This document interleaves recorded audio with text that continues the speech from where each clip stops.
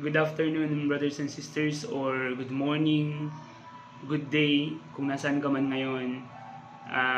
I would like to introduce myself, no? Para sa mga bago pa lang na nakabisita sa channel natin. This is Bishop Michael Acera speaking from San Mariano Ward under Philippine Ilagan State. Pasensya na, medyo sobrang maliwanag yung video natin sa mga oras na ito. So, gusto ko lang i-share sa inyo ang ilan sa mga natutunan ko ngayong araw.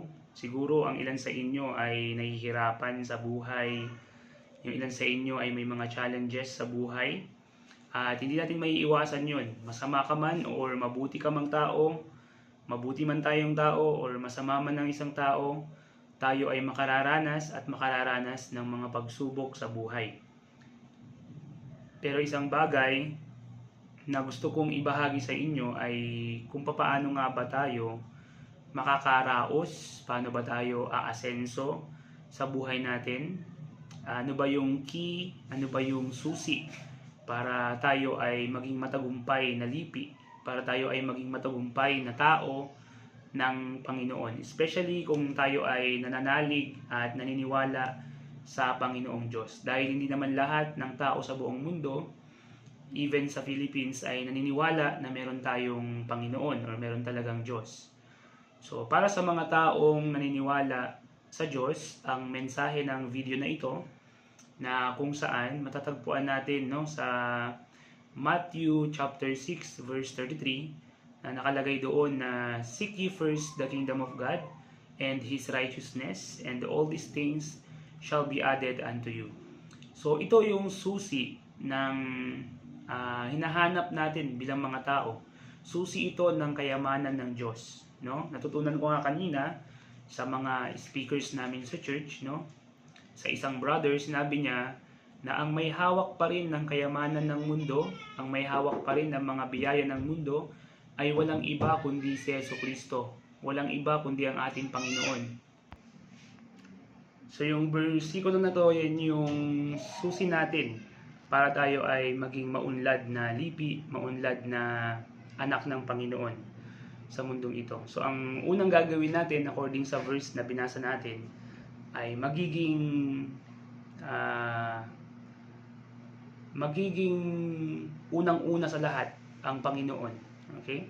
Siya muna yung paglalaanan natin ng oras, ng lakas, ng enerhiya na meron tayo. So yan yung sikreto natin, brothers and sisters, no?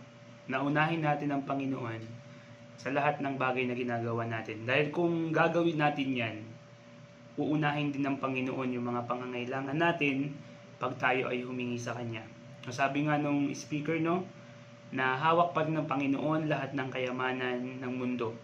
At kung layunin niya o magiging kalooban niya na tayo ay yumaman, ibig sabihin, ibibigay niya sa atin yun. Pero hindi niya ibibigay sa atin yun kung hindi natin nahanapin yung kanyang mga kayamanan. Okay, sabi nga doon, ulitin natin, no?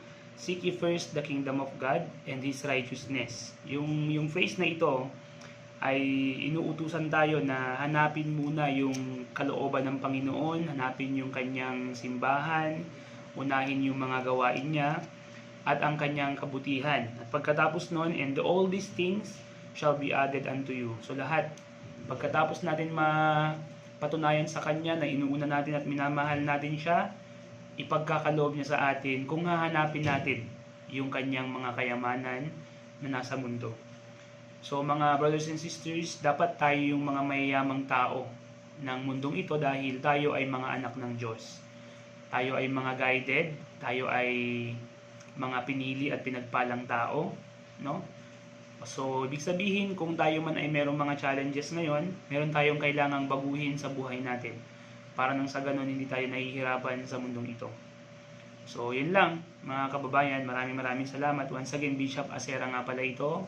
Kung kayo ay napadaan lang sa channel natin, suportahan nyo naman yung channel natin at mag-subscribe na kayo dahil nag-share ako from time to time every Sunday ng mga ganitong mga salita ng Diyos. So once again, ang natutunan natin sa araw na ito ay ang Matthew chapter 6 verse 33 na unahin ang Diyos ng higit sa lahat. Always put God first. So once again, mga gandang hapon sa inyong lahat. Maraming salamat sa panonood.